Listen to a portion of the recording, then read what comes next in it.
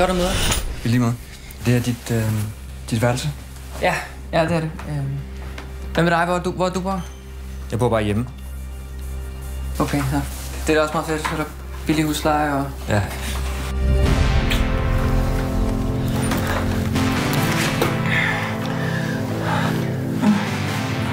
Men hvad har du lavet? Har du været på nogle dates eller et eller andet? Ja. Hvordan er det gået? Jamen altså... Du har kanskje aldri pult på et lager før?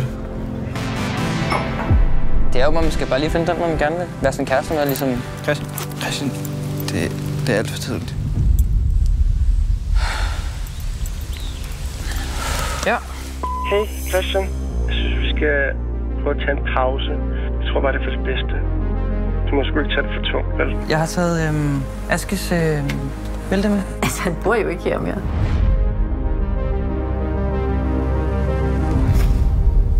Hvordan har du det?